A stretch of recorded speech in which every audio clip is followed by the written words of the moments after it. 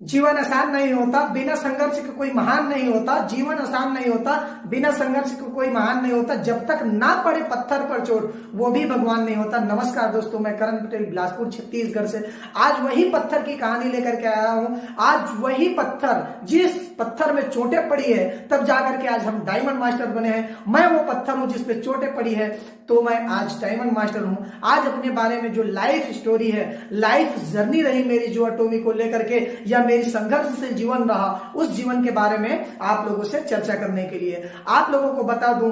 आपको पहले भी पता होगा कि मैं लो पुअर क्लास फैमिली से बिलोंग करता हूं। मैं उस फैमिली से बिलोंग करता हूं जहां पे 4,000 रुपए महीने का कमाना मुश्किल होता है, और आज मैं अपने पूरे रिश्तेदार, परिवार या गांव में सबसे ज्यादा कमाने वाला इंसान हूं इस एटॉमी के बदौलत। और मैं सबसे पहले धन्यवाद देना चाहता हूं अपने उन माता पिता का जिसकी वजह से मैं इस दुनिया में आया हूं, और जिन्होंने मुझे बड़ी संघर्ष भरी जीवन से पाला हुआ है।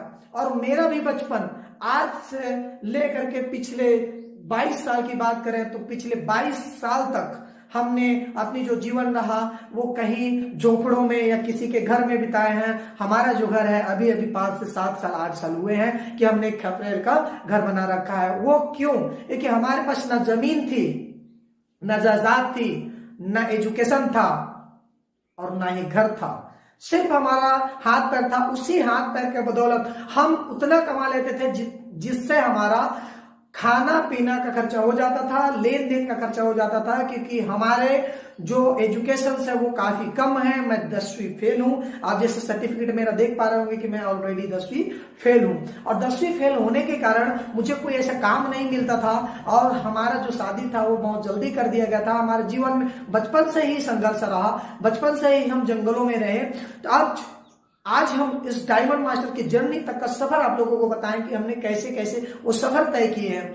जब हम दूसरे की जगह पे रहते थे, दूसरे की घर में रहते थे, आप सभी को पता है कि हमारी जो बचपन थी वो पूरी जंगलों में रहा, झोपड़े में रहा। उसके बाद हमारी जो पढ़ाई थी हम वही उसी से करते थे। चिमनी होता है ना, चिमनी, दिया जो मिट्टी के तेल से जलता है, उससे हम पढ़ाई करते थे बचपन में। लेकिन काम इतना ज्यादा होता था कि जिसकी वजह से हम पढ़ाई नहीं कर पाए और हमारी एजुकेशन रुक गए। लेकिन 10वीं फेल होने के बाद हमने स्कूल ने जाना बंद कर दिए। उसके बाद हमने क्या किया, कंटिन्यू हमारी जल्दी से एज में जब जैसे पढ़ाई छोड़ा वैसे ही शादी कर दिया गया। अब शादी कर दिया गया तो जिम्मेदारी और बढ़ गई। अब जब जिम्मेदारी बढ़ गई तो हमारे पास काम की अभाव थी। तो उस काम के अभाव में हमने क्या किए, बहुत सारे काम, जो काम मिलता था वो काम करते थे। जैसे हम लोगों ने वो सरिया होता है ना, सरिया जो बिल्डिंगें बनती है, तो वो सरिया बांधने का काम किया। जो मई जून के महीने में, जुलाई के महीने में तपती धूप में उस सरिया को जब उठाते थे तो हमारे हाथ पे छाले पड़ जाते थे। सन 2010 और 11 की बात कर रहे हैं। उस समय में वो टेक्नोलॉजी नहीं थी जो आज काटने वाली, सरिया काटने वाली जो मशीनें हैं वो नहीं होती थी। तो हथौड़ा घुमा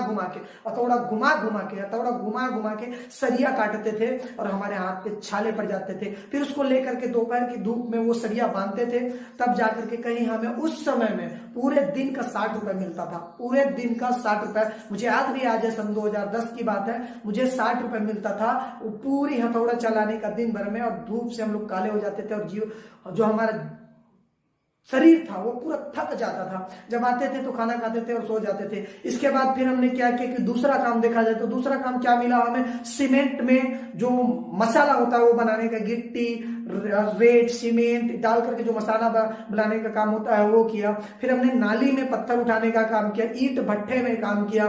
फिर इसके बाद क्या करते थे, ये सब समझ में नहीं आया, जीवन थक जाता था, जिंदगी थक जाती थी, शरीर थक जाता था। तो हम क्या किए कि हमने सब्जी बेचने का डिसीजन लिया और मंडी जाते थे।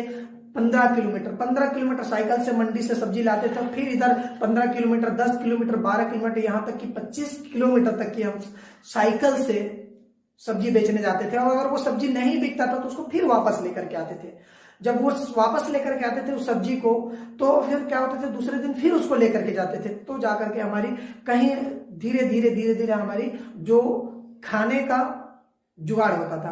फिर हम क्या किए, नहीं कुछ नया किया जाए, क्या करूं, समझ में नहीं आता था, मेरा एजुकेशन कम था, कोई काम नहीं था, कोई काम देता नहीं था, जब पढ़े लिखे नहीं थे तो क्या करता। तो फिर हमने क्या किया, पानी पूरी बेचने का डिसीजन लिया। जी हाँ, गुपचुप बेचने का डिसीजन लिया। जैसे आप लोग जानते होंगे अलग अलग जगह पे अलग अलग नाम है, पानी पूरी बोलते हैं कई लोग फुल्की बोलते हैं, कई लोग उनको बोलते हैं गुपचुप बोलते हैं। वो हमने बेचने का काम चालू किया। जब वो हम बेचने का काम चालू किया उसके बाद हमारे पास फिर चैलेंज आए कि हमारी समाज में वो प्लेट धोने का काम नहीं किया जाता। जी हाँ, वो प्लेट धोने का काम नहीं किया जाता। इसके लिए हमारे जो समाज थे, जो लोग थे, उन्होंने बोले कि हमारे समाज में प्लेट धोने का काम नहीं होता। तो मैं उनको बोला कि देखो आप समाज में प्लेट धोने का काम नहीं होता है, लेकिन हम क्या करें, हमारे पास कोई काम नहीं है तो समाज हमें देगा क्या। और सबसे बड़ा धन्यवाद देना चाहूंगा मैं अपने स्वर्गीय ससुर जी का, जिन्होंने मुझे वो समाज से लड़ने की क्षमता दिखाई। उन्होंने बोला कि बेटा मैं आपके साथ में हूं, कि अगर ये समाज से अगर कोई बात होती है तो मैं सामने आऊंगा। और मेरा जो सीना था वो चौड़ा हो गया और मैं पूरी जिंदगी भर उस व्यक्ति के एहसानमंद रहूंगा जिनकी बदौलत मैं आज यहाँ पे हूं और जिनकी बदौलत उस समय मेरी जिंदगी थोड़ी सी सुधर गई। फिर क्या हुआ, कंटिन्यू हमने चलना स्टार्ट किया। और आज भी मुझे पता है, जिस दिन मैंने जो पानी पूरी का पहला दिन था उस दिन मेरा जो इनकम बना था, मतलब टोटल बिक्री बनी थी वो 56 रुपए का, 56 रुपए का मैंने सामान बेचा था। और उसको 200 रुपया पर डे इनकम लाने में, यानी कि बिक्री की बात करें तो 500-600 की बिक्री लाने में मुझे 2 साल का समय लगा। और 2 साल का जब समय लगा तो मेरे पास 200 रुपये आने लगे। उस 200 रुपए से हमारे जीवन थोड़ा अच्छा से चलने लगा। अच्छा से चलने लगा का क्या मतलब ये खाना पीना कपड़ा वगैरह अच्छे से हो जाता था। फिर हमने क्या किया, उसी समय फिर 2012 में उसी से मैंने एक बाइक खरीदी किस्त में, क्योंकि उससे मेरा जो काम है वो आसान होगा।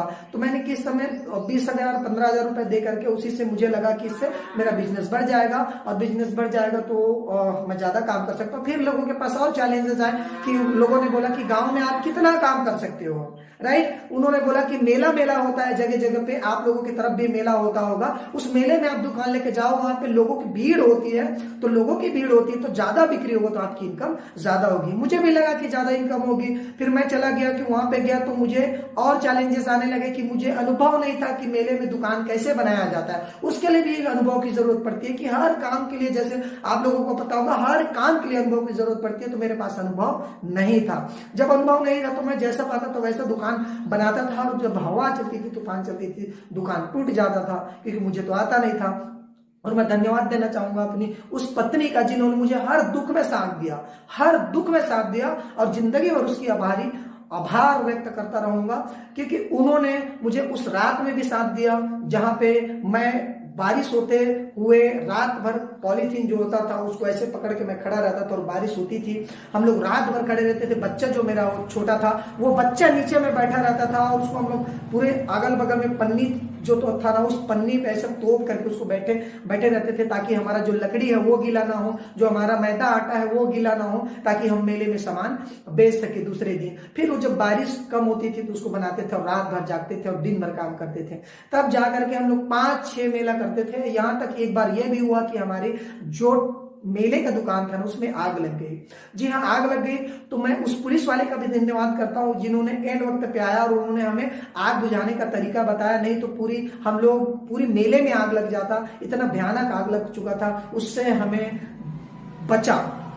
जब उससे हम बच के आए तो घर में आए तो लोगों मम्मी पापा को बताया, हमने अपने सास ससुर जी को बताया कि ऐसा ऐसा प्रॉब्लम हुआ है। तो उन्होंने मेला जाने से मना कर दिया, बोला बेटा जो भी है आप यही करो। तो फिर भी मुझे समझ में नहीं आया कि क्या करूं, और पैसे बचता नहीं था, क्योंकि जाते तो हम लोग खूब थे, इधर उधर जाने का, ट्रेवल का खर्चा, गाड़ी का खर्चा, फिर वो मेले में जहाँ लगाते थे वहां का खर्चा, ऐसे करके हमारा पैसा बचता नहीं था। अनुभव नहीं दिखना है। एक दिन एक व्यक्ति ने बोला कि हम लोग वो कैटरिंग का काम करते हैं, जहाँ पे लोगों शादी ब्याह करते हैं, तो वहां पे शादी ब्याह में हम लोग खाना बनाने का काम करते हैं। तो मुझे भी लगा कि ये 5,000-10,000 में खाना बनाने का काम करते, बहुत बड़ा काम है, 5,000-10,000 मिलेगा, मुझे बहुत अच्छा मजा आएगा।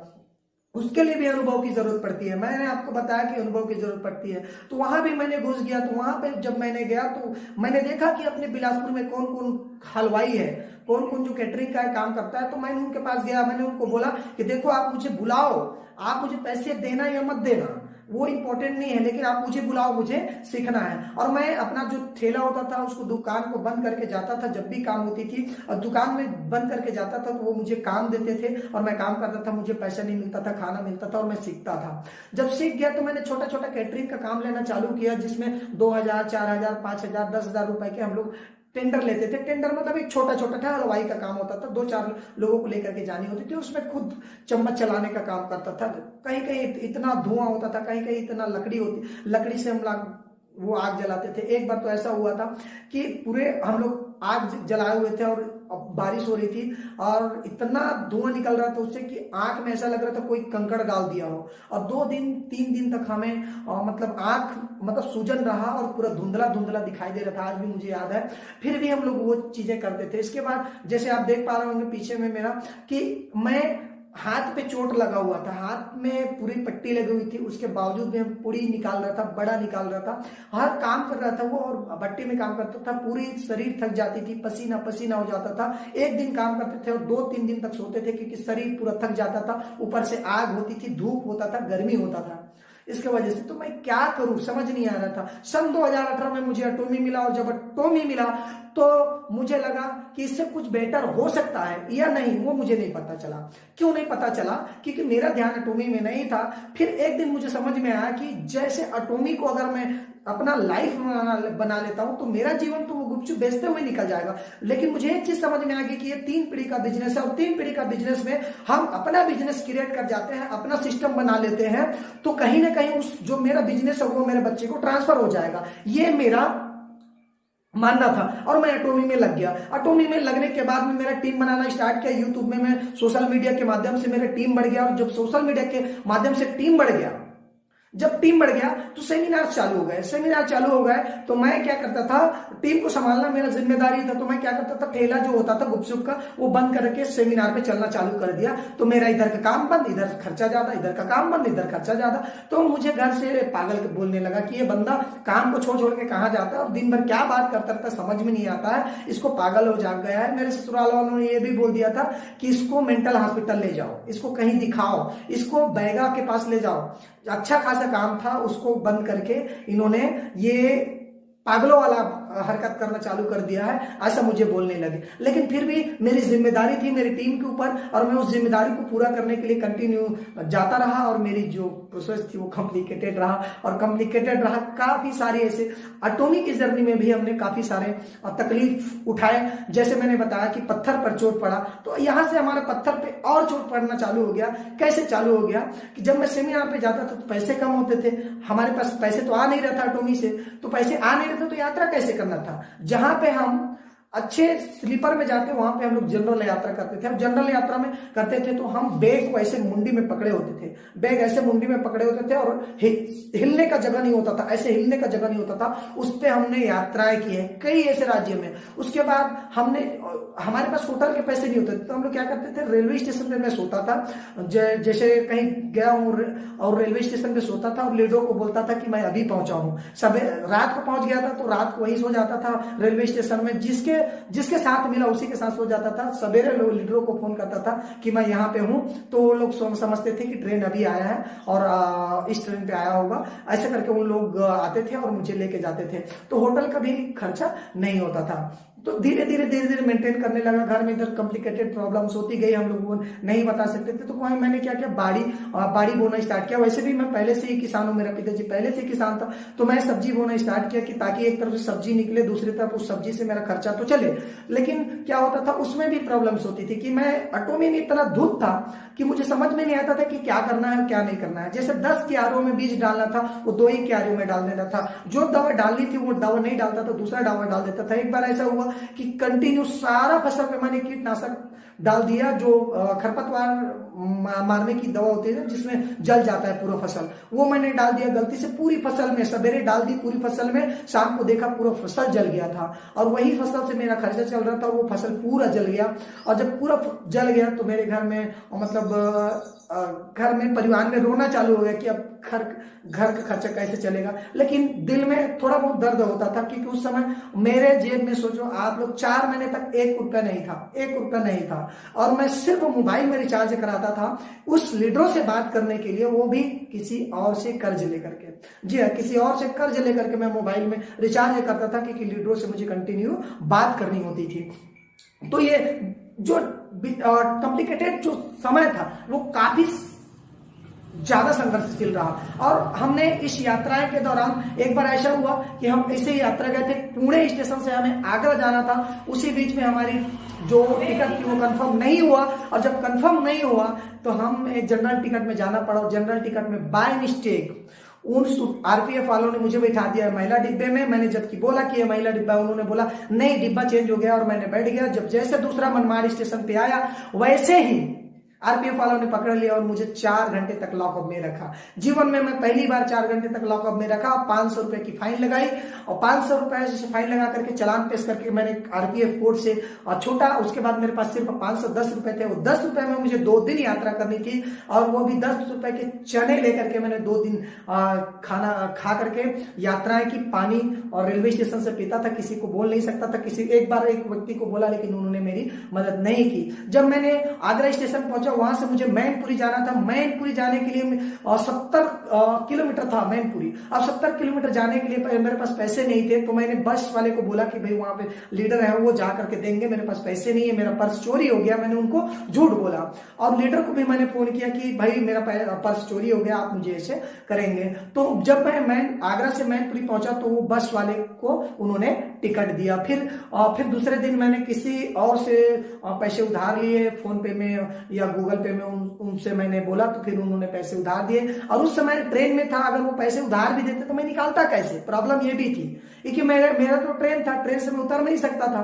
तो अगर मुझे एटीएम में पैसे भेजते भी कोई तो मैं निकालता कैसे? और मैंने उसको एक बंदे को बोला था कि फोन पे से मैं आपको ट्रांसफर कर देता हूं, आप मुझे कैश दे दो। तो उन्होंने बोला मेरे पास नहीं है। ये प्रॉब्लम थी मेन। ठीक है, तो इस तरीके से हमने ये यात्राएं तय की। 2 दिन तक खा रहे, जीवन बिना खाना खाए रहे, जीवन एकदम सुस्त हो गया, शरीर सुस्त हो गया था, लेकिन फिर भी कॉन्फिडेंस उतना ही थी। जबरदस्त मस्त जिंदाबाद हमेशा थे और हमेशा रहेंगे। इस प्रकार से हमारी जर्नी रही। जैसे एटॉमी लॉन्च हुई, आप लोग सभी लोगों को पता है कि आज मैं इस एटॉमी का डायमंड मास्टर हूं। इस प्रकार से जब तक ना पड़े पत्थर पर चोट, वो भी भगवान नहीं होता। इसी प्रकार से जब तक कोई इंसान पर चोट नहीं पड़ती तब तक वो महान नहीं होता। और हर वो कामयाब व्यक्ति के पीछे आप देख लेना एक संघर्ष की बड़ी कहानी छिपी ही रहती है। चाहे वो टाटा हो, चाहे वो मुकेश अंबानी हो, चाहे वो रजनीकांत हो, चाहे वो अमिताभ बच्चन हो, चाहे वो सचिन तेंदुलकर हो, चाहे वो एपीजे अब्दुल कलाम हो, हमारे जितने भी, चाहे वो मेरी काम हो, चाहे अरुणिमा सिन्हा हो, किसी के भी जीवन में देख लो, उन्होंने जब कामयाबी हासिल की है तो उनके जीवन में एक संघर्ष रहा ही है। इसीलिए कहते हैं कि बिना संघर्ष के कोई महान नहीं होता, जीवन आसान नहीं होता, और जब तक ना पड़े पत्थर पर चोट वो भी भगवान नहीं होता। मैं करण पटेल आपकी उज्जवल भविष्य एवं स्वस्थ व संपन्न जीवन की कामना करता हूं। यही